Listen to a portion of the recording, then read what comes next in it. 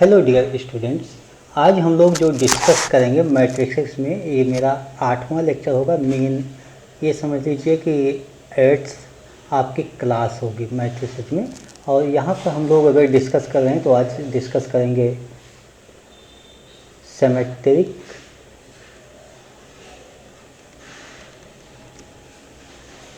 And skew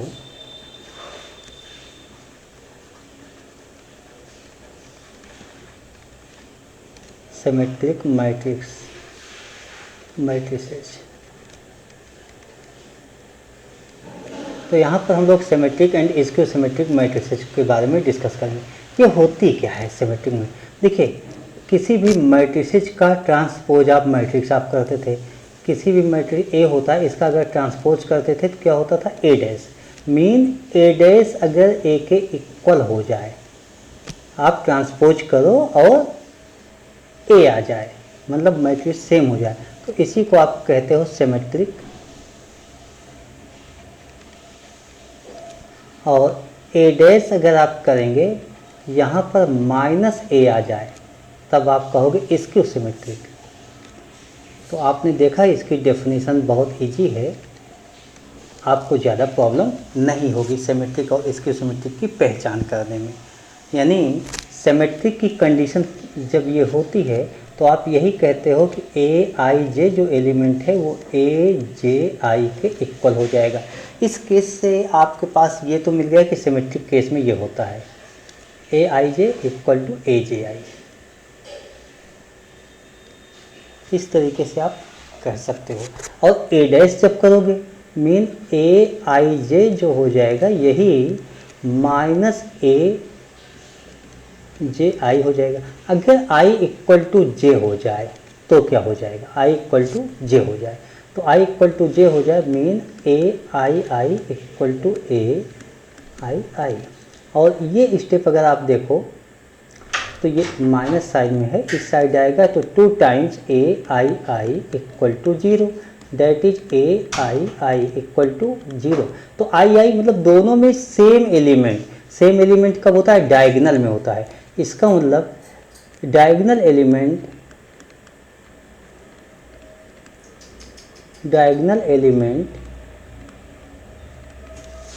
of skew symmetric matrices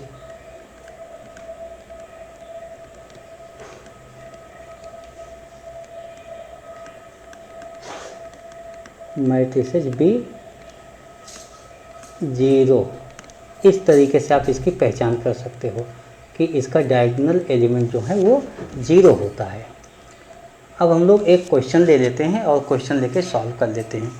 जैसे ए कोई भी मैट्रिसेज होता है, ये सपोज कीजिए आपके पास 1 2 -1 एंड 2 5 4 हो जाए, उसके बाद -1 4 एंड 6 हो जाए। दिस हो गया। अब इसका आप ट्रांसपोज करके देखिए, तो मैंने इसका ट्रांसपोज कर दिया, क्या होगा? ट्रांसपोज में की केस में आपको ये बताया गया था कि जो रो होता है वो कॉलम में कन्वर्ट हो जाता है। इसको आप कॉलम में कन्वर्ट करके लिखिए 1 2 -1। सेकंड रो जो होगा वो सेकंड कॉलम में कन्वर्ट हो जाएगा, इसको आप सेकंड कॉलम में लिख लीजिए 2 5 4। और आपका जो थर्ड रो होता है ये थर्ड कॉलम में कन्वर्ट हो जाएगा, इसको थर्ड कॉलम में कन्वर्ट करके लिखिए -1 4 6। आपने क्या देखा? ए और ए डैश दोनों सेम टू सेम है। A dash equal to A dash equal to A आ गया। इसका मतलब क्या हुआ? A is symmetric matrices, therefore A is symmetric. A आपका सिमेट्रिक मैट्रिसेज हो गया। अच्छा, ये कंडीशन आप स्पेशली नोट रखिएगा, ये कंडीशन इसको नोट करके ही रखिएगा कि इसके सिमेट्रिक मैट्रिसेज में डायगोनल एलिमेंट 0 होता है। तो ये तो आपके पास एक एग्जाम्पल हो गया, मैंने एक एग्जाम्पल बता दिया कि सिमेट्रिक मैट्रिसेस कैसे। अब एक स्क्यू सिमेट्रिक मैट्रिसेस का एग्जाम्पल ले लिया जाए। स्क्यू सिमेट्रिक मैट्रिसेस की केस में A 0 2 -1 -2 0 -3 and 1 3 0 दिस हो गया। ये एग्जाम्पल्स आपका है स्क्यू सिमेट्रिक मैट्रिसेस के लिए मैं लिख रहा हूँ। इसका ए डैश निकाल कर देखो तो क्या आता है। ए डैश जैसे ही आप निकालोगे फर्स्ट रो आपका फर्स्ट कॉलम में कन्वर्ट हो जाएगा। इसको आप कॉलम में कन्वर्ट करके लिखिए तो आप लिखोगे 0 2 -1 एंड सेकेंड रो को आप कन्वर्ट कीजिए। सेकेंड रो को कन्वर्ट करोगे -2 0 एंड -3। अब आप थर्ड रो जो है इसको कॉलम में कन्वर्ट कर लो तो 1 3 0। देखिए मैच नहीं कर रहा है, बट यहाँ पर आप अगर माइनस साइन कॉमन ले लेते हैं, आउटसाइड कर लेते हैं तो 0 2 -1 -2 0 -3 1 3 0। और ये अगर आप देख रहे हैं तो ये -a आ रहा है। देखो सेम टू सेम a आ रहा है, इसका मतलब a dash equal to -a हो गया। Therefore this is skew symmetric matrix.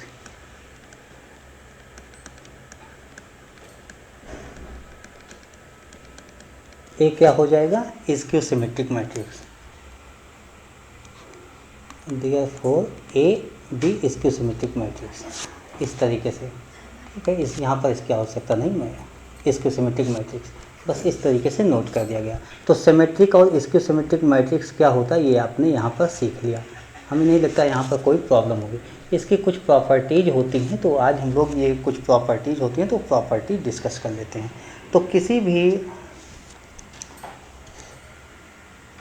Matrix को किस तरीके से हम लोग सॉल्व करते हैं, तो any matrix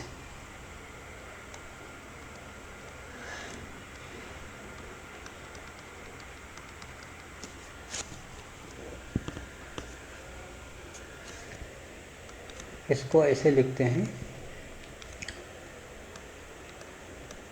N E square matrix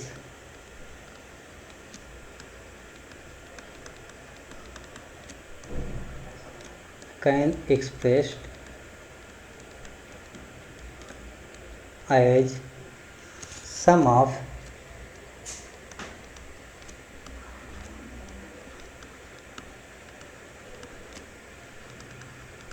symmetric and skew symmetric matrix. किसी भी मैट्रिक्स को हम सिमेट्रिक और स्क्यू सिमेट्रिक मैट्रिक्स के फॉर्म में नोट कर सकते हैं, यानी रिप्रेजेंट कर सकते हैं। तो कैसे रिप्रेजेंट करते हैं चलिए हम लोग देखते हैं। देखिए कोई भी मैट्रिक्स ए लिखा हुआ है आपके पास, मैट्रिक्स ए है, तो किसी भी मैट्रिक्स में आप कांस्टेंट से मल्टीपल कर सकते हो। तो क्या हम इसको हाफ इंटू 2a लिख सकते हैं इस तरीके से? यहाँ तो आपको कोई प्रॉब्लम होगी ही नहीं। यहीं पर आप देख लीजिए, हाफ 2a को आप a प्लस ए लिख सकते हो, यहाँ भी आपको कोई प्रॉब्लम नहीं होनी चाहिए। हाफ, देखिए ए प्लस ए, यही तो आपके पास है, ए प्लस ए। मैं कहता हूँ यहाँ पर आप प्लस ए डैश लगा दो और यहाँ पर माइनस ए डैश लगा दो, तो भी आप कहोगे कोई फ़र्क नहीं हुआ, इसलिए जो ऐड किया वही सब्ट्रैक्ट कर दिया। Half times A plus A dash this plus half times A minus A dash, इस तरीके से हमने लिख दिया, ये ए की वैल्यू हो गई। तो इस तरीके से जब आपने लिख दिया तो यहाँ पर दो मैट्रिसेज हो गई, एक हुआ half A plus A dash और दूसरा हो गया ए माइनस ए डैश। अब हम इन दोनों मैट्रिक्स के बारे में थोड़ा फिर से एक बार और अच्छी तरीके से रीड करते हैं कि दोनों मैट्रिक्स को किस तरीके से। ये जो ए प्लस ए है इसको हम लोग पी कह देते हैं, और दूसरे को क्यू कह देते हैं, यानी A matrices equal to P plus Q हो गया। अब आपके पास की पी क्या हो गया, half A plus A dash, this हो गया। अच्छा चलिए हम लोग क्या करते हैं, पी को पी डैश करके देख लेते हैं थोड़ा। जब यहाँ डैश किया तो ए प्लस, देखिए कांस्टेंट में तो डैश होगा नहीं, वो तो मैंने बताया था कि अगर के ए है और इस पर डैश लगा देते हो तो के टाइम्स ए डैश होता है, ये फार्मूला मैंने बताया था। तो half A plus A dash और इसका भी डैश लग गया। ए प्लस बी का डैश क्या फार्मूला बोला था, ए प्लस बी का डैश। अगर ऐसा हो तो ए डैश प्लस बी डैश, तो यहाँ पर हो जाएगा half A dash plus A dash का डैश हो जाएगा, half A dash plus A dash का डैश ए हो जाएगा। ये भी आपको बताया था कि ए डैश का डैश जो होता है ए हो जाता है, ये फार्मूला हमने डिस्कस कर लिया। इसका मतलब और एक कम्पटेटिव लॉ को भी फॉलो करता है, ए डैश प्लस ए लिखो या ए प्लस ए डैश लिख दो। पी डैश को आपने सॉल्व किया तो क्या आ गया, पी आ गया। P dash equal to P, इसका मतलब ये इस सिमेट्रिक मैट्रिसेज हो गया आपके पास। Therefore this is symmetric, ये आपके पास सिमेट्रिक मैट्रिक्स हो गया। अब Q की वैल्यू लिख लेते हैं, Q equal to half A minus A dash.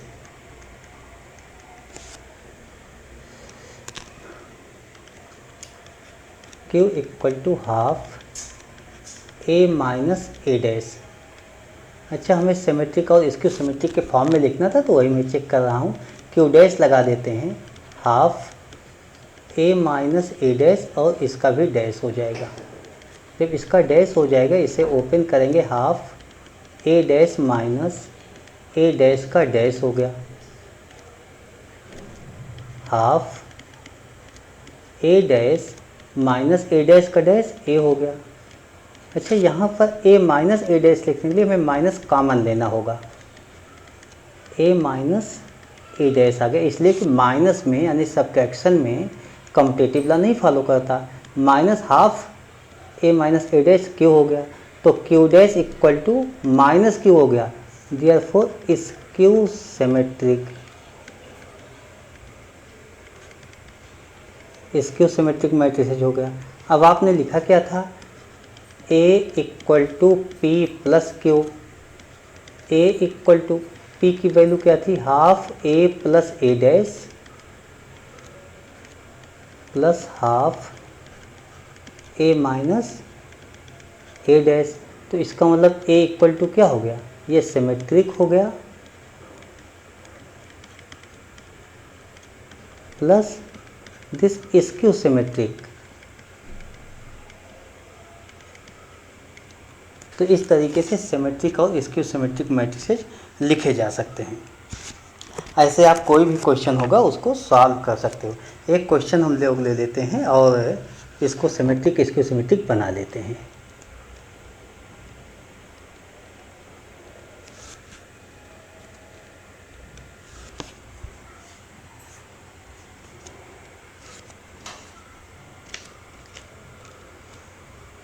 Question आपके पास हो जाएगा, express the matrix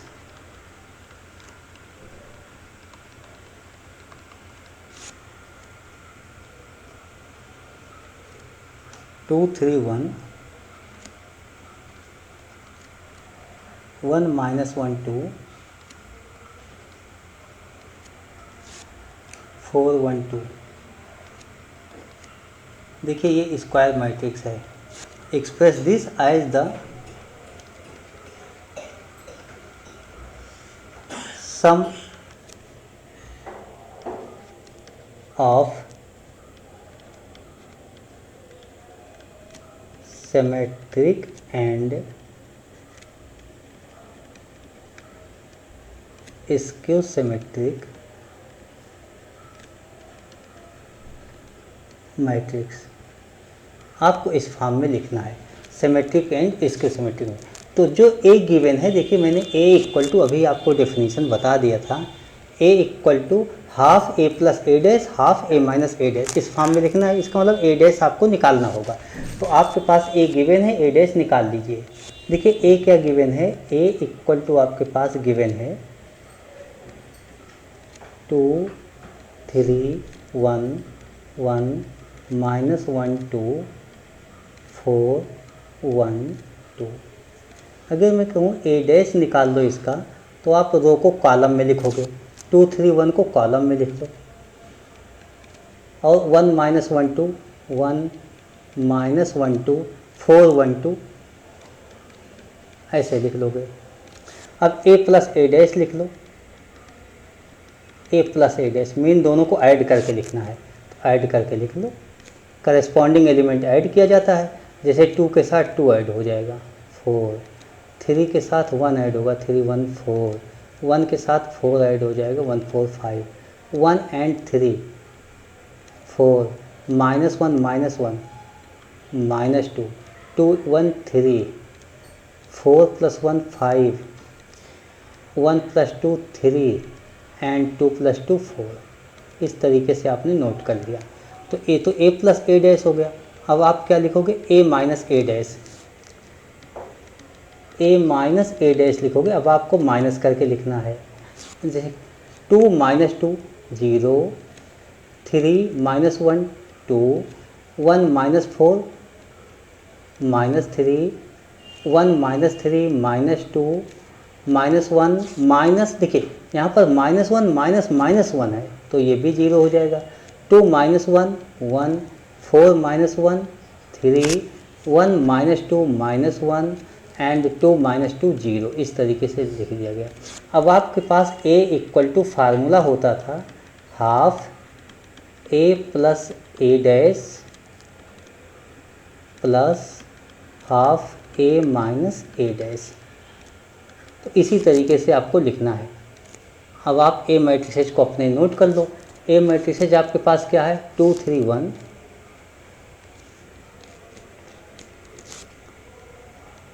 2 3 1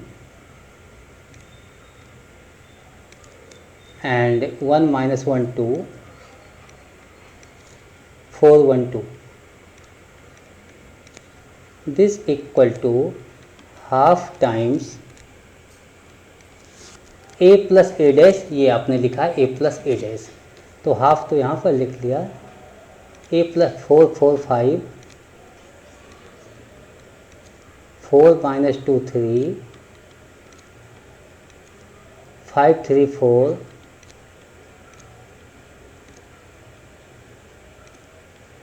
plus half A minus A dash 0 2 -3 -2 0 1 3 -1 0। इस तरीके से मैंने लिख दिया। मीन किसी भी ए मैट्रिसेस को हम symmetric plus skew symmetric form में लिख सकते हैं। तो ये आपका ए हो गया और ये आपका सिमेट्रिक हो गया plus this skew symmetric matrix. इस तरीके से आपको लिखने हैं। कोई भी मैट्रिसेस मिले उसको sum of symmetric and skew symmetric matrices के फॉर्म में आप लिख सकते हो। मुझे नहीं लगता यहाँ आपको कोई प्रॉब्लम होने वाली है। तो इस एक्सरसाइज के लिए मतलब इतना आपने आपको बता दिया। उसके बाद आगे और आपको क्वेश्चन मिलते रहेंगे और भी काफ़ी क्वेश्चंस मैं आपको बता दूंगा, उसको आप देखते रहिएगा। तो ये क्लास आज की यहीं ओवर करते हैं और आप मैट्रिसेस के क्वेश्चन अब सॉल्व कीजिएगा। Okay, thank you.